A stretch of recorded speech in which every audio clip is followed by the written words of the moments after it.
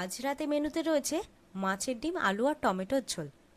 এটার জন্য অবশ্যই আমার মাছের ডিমটা তো দরকার। মাছের ডিমটা প্রথমে আমি বড়া আকারে ভেজে নেব এবং সেই তেলেই, ভাজার তেলের মধ্যেই আমি দিয়ে দেবো শুকনো লঙ্কা ফোড়ন। শুকনো লঙ্কা ফোড়ন দেওয়ার পরে তার মধ্যে দিয়ে দেবো পেঁয়াজ কুচি আর আলু। পেঁয়াজ কুচি আর আলু একটু ভাজা ভাজা হয়ে যাওয়ার পর সেই তেলে এবং পেঁয়াজ কুচি আলুর সঙ্গে দিয়ে দেবো টমেটো কুচি।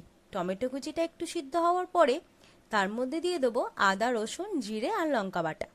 এই আদা, রসুন, জিরে আর লঙ্কা বাটা একটু কষাতে দেবো। একটু কষা হয়ে গেলে তার মধ্যে দিয়ে দেবো হলুদ গুঁড়ো আর লঙ্কা গুঁড়ো।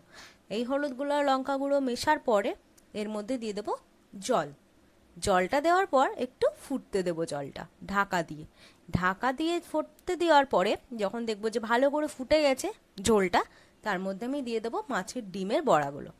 মাছের ডিমের বড়াগুলো দেওয়ার পর তার মধ্যে আমি দিয়ে দেবো একটু হালকা লবণ। ঠিক আছে, দেন তারপরে আমি ঢাকনা দিয়ে দেবো 10 মিনিটের জন্য। ঢাকনাটা ঠিক 10 মিনিট পরে তোলার পরেই দেখবো আমার রান্না পুরো কমপ্লিট। এই তরকারিটা নামানোর জন্য, পরিবেশন করার জন্য একটু গরম মশলা তো দরকার। সেই একটু গরম মশলা দেওয়ার পর আমি ওই গরম গরম তরকারিটা বা রেসিপিটা সার্ভ করব।